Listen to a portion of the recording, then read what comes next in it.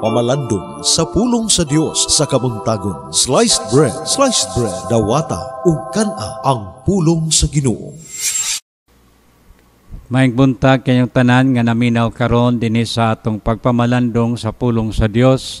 Ang atong gamiton diha sa atong pagpamalandong atong kutloon gikan sa Ebanghelyo ni San Lucas uluhan City mga tudling 18 ngadto sa 23.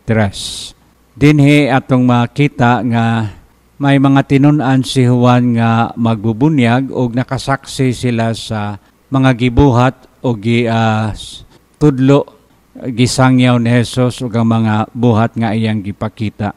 Si Juan mismo nakadungog mahitungod sa balita kang Jesus sa iyang mga binuhatan ug sa iyang gipangtudlo usab apan buot siya magsiguro buot niyang siguraduhon kung si Jesus na bagayod ang gidahom nga Mesiya nga moabot. Busa iyang gipadala ang iyang duha ka mga tinun-an aron pagsusi ni ini. So iyang gipaadto sila sa Ginoo ngadto kang Hesus aron pangutanon si Jesus, ikaw ba ang giingon sa kasulatan o giingon ni Juan nga magbubunyag nga moanhi o nailain og magpaabot pa ba kami og lain gawas kanimo? Sa ilang pag-abot kang Hesus, mao kini ang pangutana nga ilang gihatag kaniya, ikaw ba ang giingon nga moabot o mo magpaabot pa ba kami og lain? Sumala sa sugo ni Juan nga magbubunyag nga susihon kung si Jesus bagayod ang katumanan sa saad sa Mesiya nga moabot.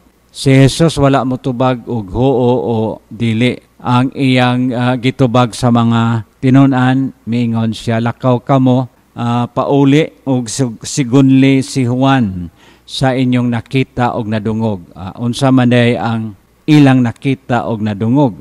Nga ang mga masakiton nagbalatian na ayo, ang mga giyawaan na hupay, ang mga buta nakakita, ang mga bungol nakadungog, ang mga piang nakalakaw, ang mga bakol nakatindog, ang mga sanlahon na ayo, ug ang mga minatay na buhi. Nagpasabot kini nga maayong balita giwali na ngadto sa katawan o gilabi na sa mga kabos, og ang paghari sa Dios naa na sa ilang taliwala. Si Jesus sa katapusan miingon, mas bulahan ang wala makakita apan puno sila sa pagtuo, bulahan kadtong wala magduha-duha nga siya nagayod ang gipadala sa Ginoo.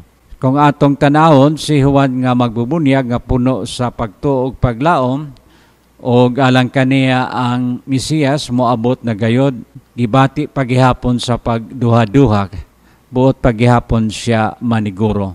Apan matod pa ang kamatuoran, di manato masuta sa pulong lamang, kung dili diha sa binuhatan. The Messianic age has come, matod sa pamalandong sa atong Ebanghelyo karon, tungod sa healing kining gitawag nato recovery o restoration nga nahitabo diya sa pag-abot ni Jesus. Og siya gayon mismo ang Mesiyas nga gisaad nga moanhi sa atong taliwala. Magampo kita nga unta mawala ang atong mga pagduha-duha og ang mga buhat ni Jesus atong ipadayon aron sa ingon ni ana sa iyang pag-abot ato kining masinati og ato usab ipaambit ngadto sa uban, ipadayag sa uban. Maayong buntag kanyong tanan ug daghang salamat sa inyong pagpaminaw. Sliced bread, dawata ug kana ang pulong sa Ginoo.